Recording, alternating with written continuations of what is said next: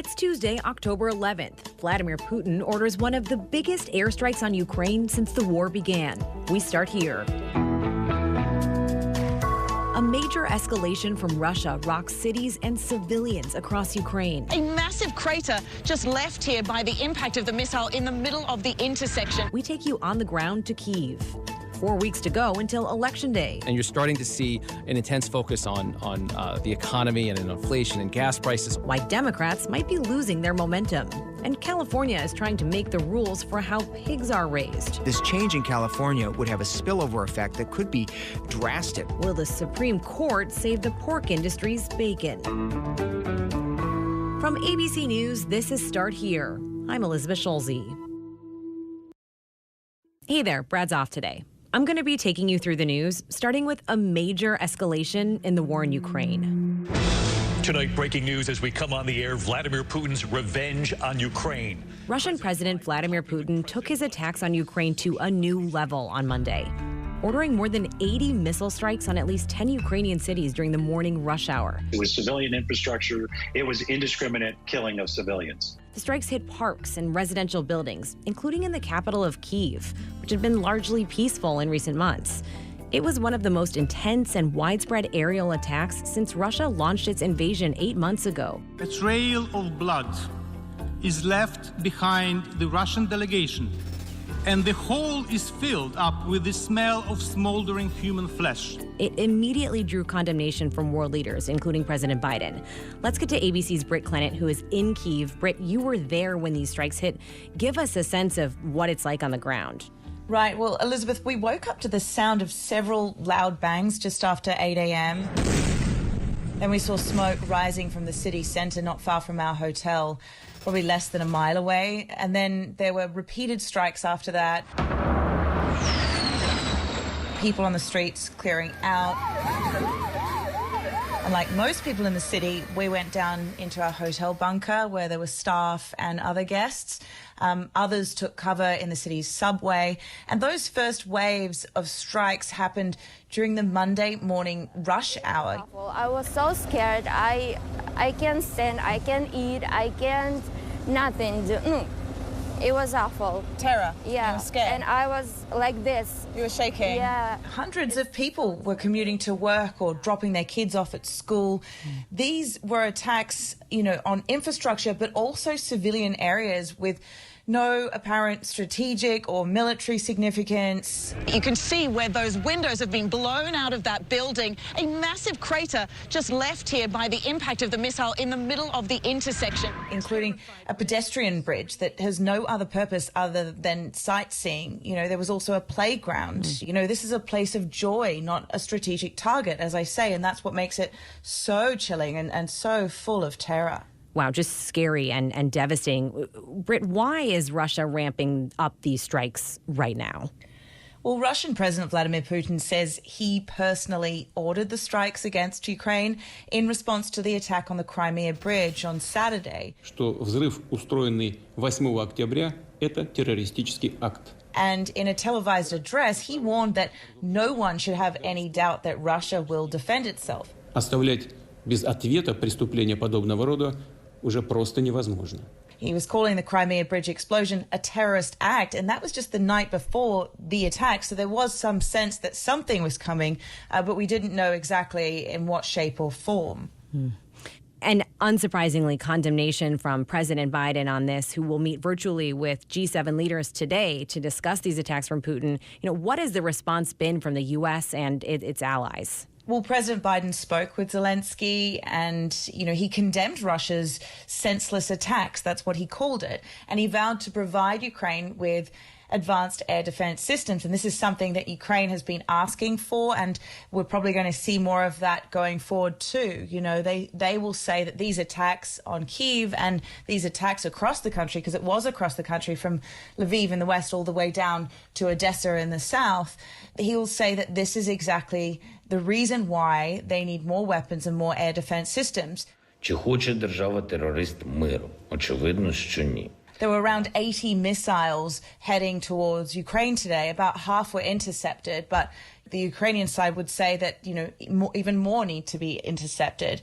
Ukraine's defense minister says Russian attacks will not deter Ukrainians from the fight. So this is an escalation, and it is getting a strong response from the US and the West, but it gets more difficult to see a pathway out of this. And I think that's the big question, Britt. Is there an off-ramp? Is there a way out at this point for President Putin?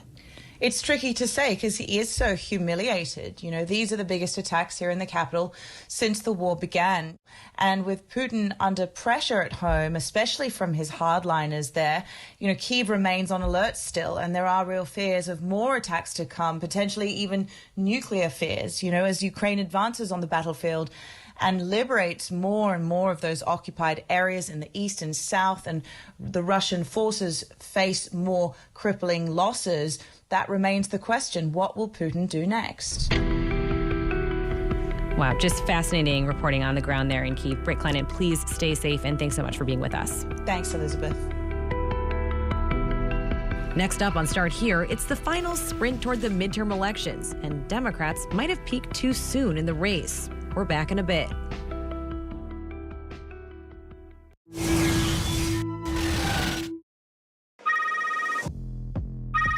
Please enter your access code followed by the pound or hash sign. Please announce yourself. George Stephanopoulos.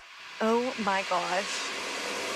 I keep saying, what was the highlight? I keep saying, what was the cherry? I don't know what was the cherry on top. George sending me a text. That's crazy. Don't give up, and I know you know this, but also don't take it personally. That's cool. I wonder if I send back an emoji. This is my first time texting with George Stephanopoulos, so, there's no handbook for this. From America's #1 news comes the all-new ABC News app. Breaking news, incredible video, faster, smarter, and customizable to your interests. If you love being in the know, you're gonna love this. Experience the all-new ABC News app. Download it now. I had never heard of a homicide like this. The 3 victims had been murdered execution style. Guns are business. Stabbing is personal. And then in April 2013, those two brothers could be linked to a triple murder on the anniversary of September 11th. The most immediate question, if police investigated this case thoroughly, would they have prevented the Boston Marathon bombing? I just want to scream.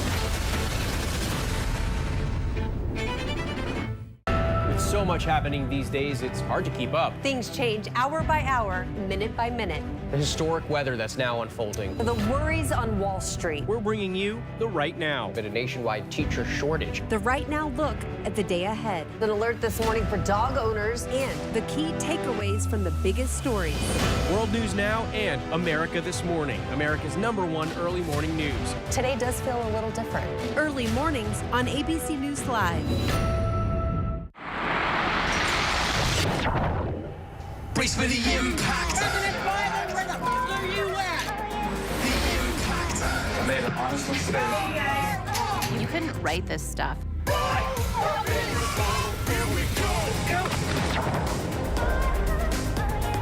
Ready to fly? Ready to fly. She's gonna scare the living Jesus out of me.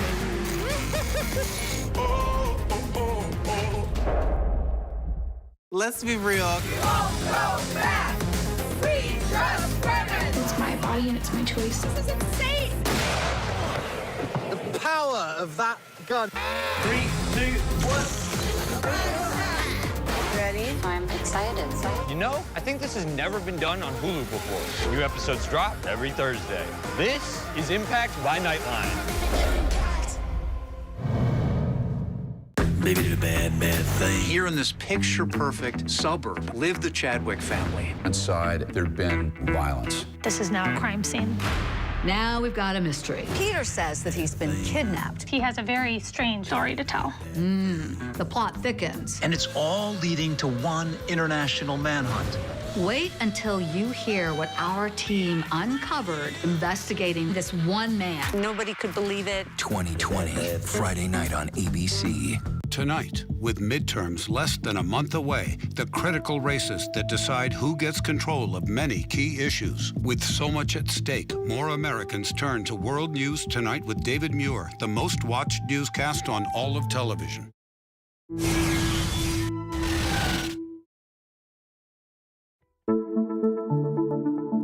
Exactly 4 weeks from today, voters are going to head to the polls to cast their ballots in the midterm elections. The entire balance of power here in Washington is at stake. I'm really hoping that people will realize the importance to vote blue in this election, because if we don't flip the state, nothing's going to change. And even a few weeks ago, it looked like Democrats had a chance of keeping their majorities, but that momentum could be fading. Let's get right to ABC News political director Rick Klein. Rick, let's start with the House. At this point, 1 month out, does it look like Republicans are going to take control of the House? It sure does. And look, there was a moment maybe 3-4 weeks ago when it looked like Democrats had a path. Maybe they can make it happen. To those anti-choice politicians, know that we are coming for you. You will lose in November. Using this issue of abortion rights after the Dobbs ruling overturning Roe v. Wade, we saw a big jump in registration numbers. We saw the result in Kansas affirming a right to an abortion in a statewide vote. That's still there, but so are other issues. It costs more every day. They don't know if they can fill up their gas tanks. Every time they go to the grocery store, it costs more. Their wages, they lost a month's wages. Why? Because of inflation. And you're starting to see an intense focus on the economy and inflation and gas prices, on crime, on the border, a lot of issues that favor Republicans that are also top of mind for voters. So maybe a little less momentum. We know that the public is with us. It's just a question of turning out the vote. It's still very difficult to see how Democrats maintain control of the House. It's not impossible. Lots of voters are still to vote, lots of choices to be made, but you have to consider Republicans a significant favorite for the House. And what about the Senate, where we have just one seat that needs to be taken by Republicans in order for them to kind of get control? Yeah, one little seat, a 50-50 Senate, means everything could make the difference. And the map in a lot of ways has begun to narrow. It isn't that there aren't lots of hopes around, but I think there's more of a realization about the 3 or so states that are likely to determine everything. The one that Democrats see as their best pickup opportunity, it's Pennsylvania. I look at results. As a doctor, if I give you the best theory out there, but your loved one doesn't do well, do you care? No. You want a result. Dr. Oz, he's a New Jersey resident. He doesn't live here. He's not about us. John Fetterman, the lieutenant governor there, running against Mehmet Oz. That's a Republican-held seat with a retiring senator. That's their best chance. They recognize that. The polls have tightened a bit, but Fetterman is still shown to have something of a lead. And the best opportunity for Republicans almost certainly out west. If you want to see great things for our country and the real American dream, and we're bringing it back, you're going to vote Republican up and down the line. Nevada, where former President Trump was just over the weekend with his endorsed candidates. Catherine Cortez Masto is the incumbent Democrat there. Well, Mr. President, Nevada is not intimidated by you.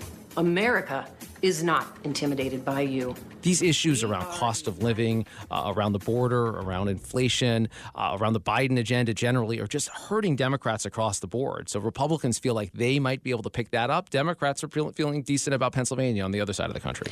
And what about Georgia? We're hearing so much about this Georgia Senate race. How are these allegations that the Republican candidate Herschel Walker paid the cost of a woman's abortion affecting that race? Yeah, today's a big day for that race because you see some national Republicans, including the chairman of the National Republican Senatorial Committee, Rick Scott, and Senator Tom Cotton, someone that might have national ambitions. Both of them are heading to the state of Georgia to campaign with Herschel Walker. The abortion thing is false. It's a lie. Stand by and with Herschel Walker to try to show Republicans in the state and around the country, don't give up on this guy. We do know that my opponent has trouble with the truth. And why so much attention? Well, keep in mind, this is a state that at the beginning of the Trump years had just elected Trump and had 2 Republican senators. By the end of the Trump years, they gave the White House to Joe Biden and elected 2 Democratic senators. Is that permanent? Is that a one-off that was driven by some of the discontent over Trump? The latest polling showing the race neck and neck as Walker and his Democratic opponent, Senator Raphael Warnock, make their final case to Georgia voters. That is probably the single race that is most likely to give one party the majority or not. It's just hard to imagine how you get there if you don't have Georgia, if you're either the Democrats or the Republicans. Georgia has a rule around runoffs. You need to have 50% of the vote plus 1. And if you don't get that, then there's a runoff. And the runoff this time, a little earlier than the last time around, it'll be December 6th this year. And it's very possible that we'll have a whole month of extra innings in Georgia. You know, Rick, any other kind of October surprises that you see here? That's why they call them surprises. Look, I think this is a time where all the candidates are looking to drop little pieces on their opponents.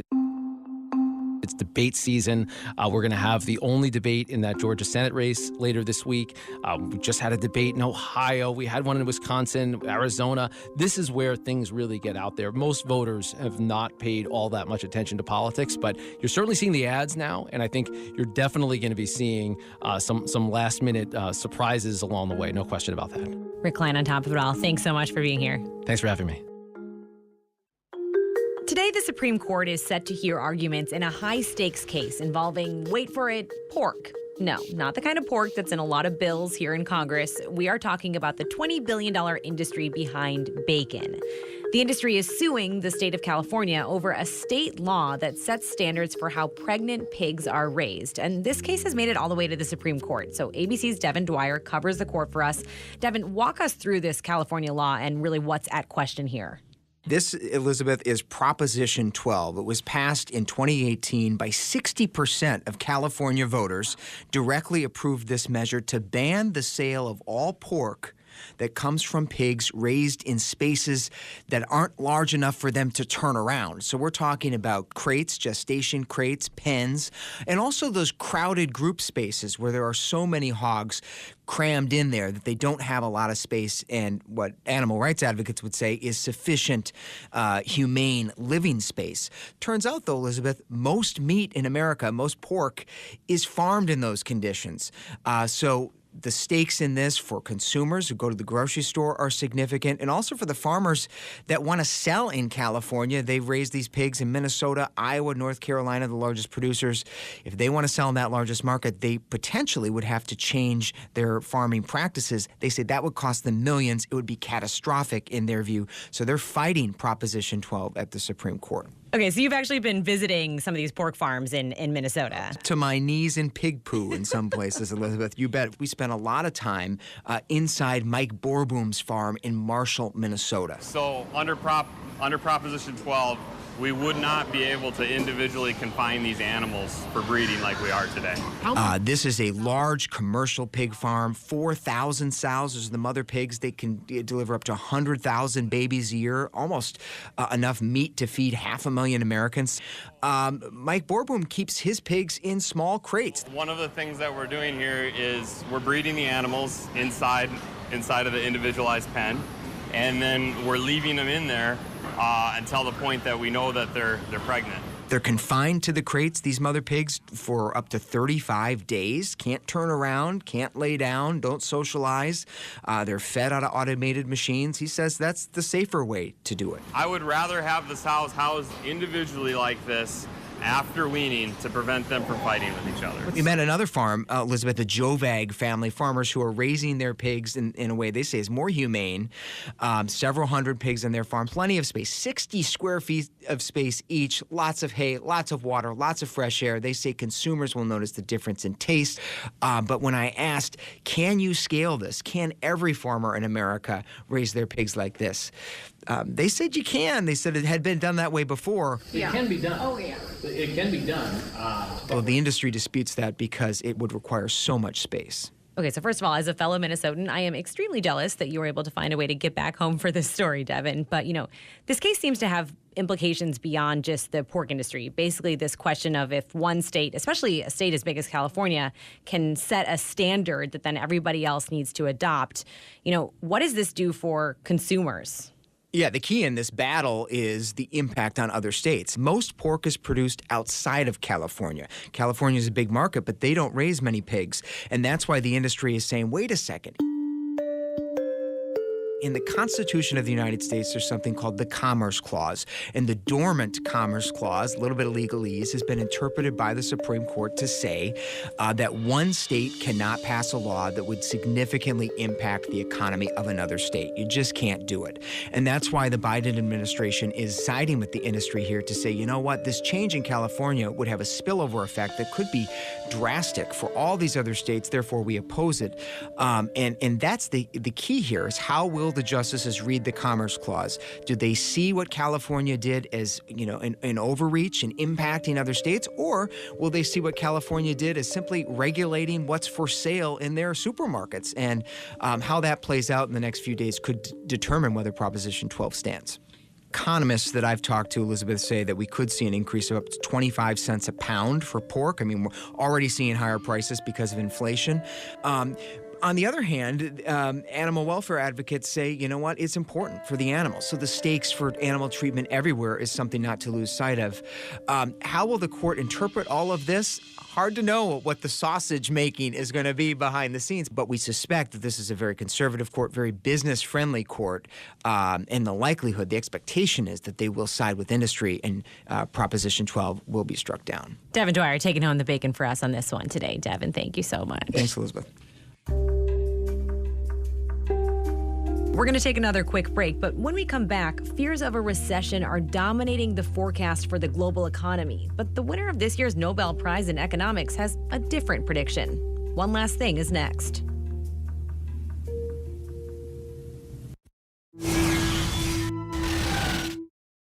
This is ABC News Live. The crush of families here in Poland. At refugee centers. In Putin's Russia. On the ground in Ukraine. Close to the front line. Here at the White House. Destructive Cat 4 storm. Here along I-5. Boston is in the bullseye. Let's go. We made it. ABC News Live, America's #1 streaming news. Anytime, anywhere. Streaming 24/7, straight to you for free. Thank you for making ABC News Live America's #1 streaming news. Bring them on. If only there was a place in the morning to start my day. With a smile, somewhere to help me get in the know. A place as spectacular as, well, me. I think we might know a place, right, guys? Bring your friends. Oh, wait, there is. Good morning, America. GMA, 7A, every day. Boom, boom, boom. Good morning, Michael. Good morning, Robin. Good morning, America. How are you? Boom. Now that's how you start your day, people. As of today, in a big way, we have inaugurated abcnews.com. A lot has changed in our world since Peter made that announcement. But what hasn't changed is the commitment to groundbreaking reporting and innovation at abcnews.com. And here's to everything ahead. With so much at stake, so much on the line, more Americans turn here than any other newscast. ABC News World News Tonight with David Muir, America's #1 most watched newscast across all of television.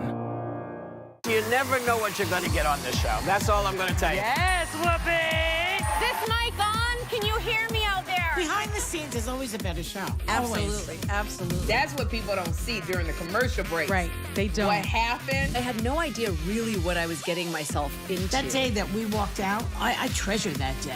I couldn't sit there. You're doing good, Joy. You're doing good. Oh, yeah, baby. It was crazy. Behind the Table. Listen wherever you get your podcasts. Admit it.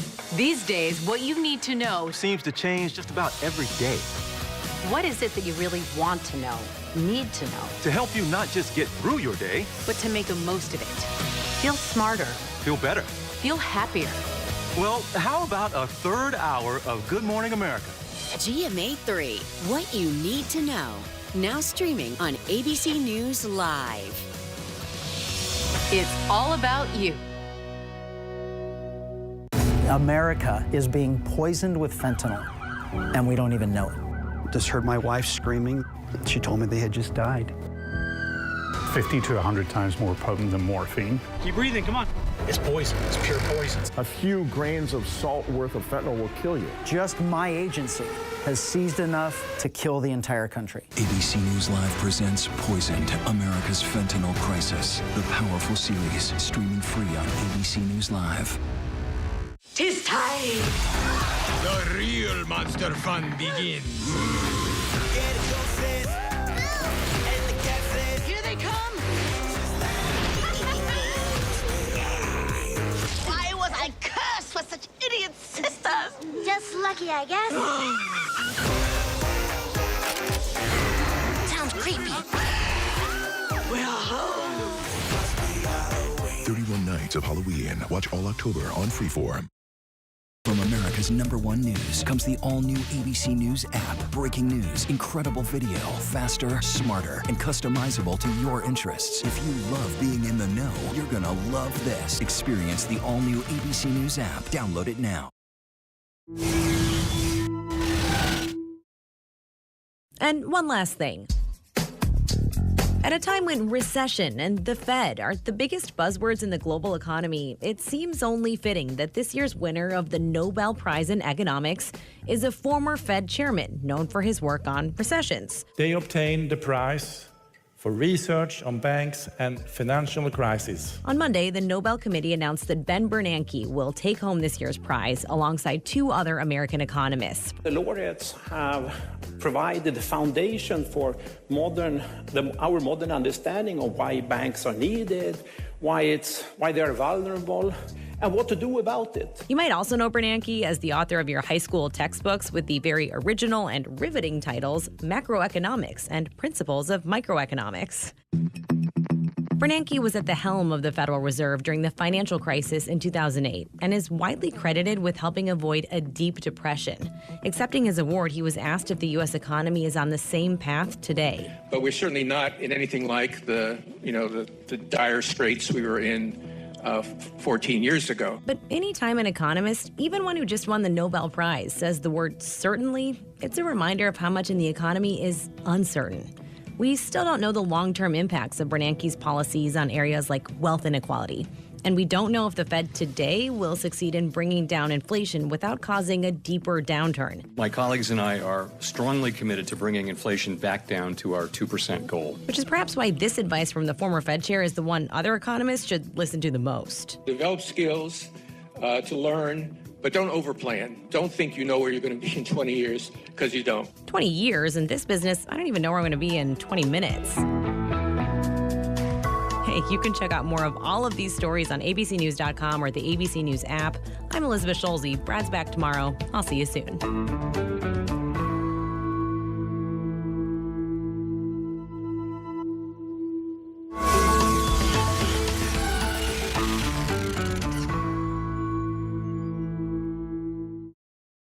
All right, here we go. You ready?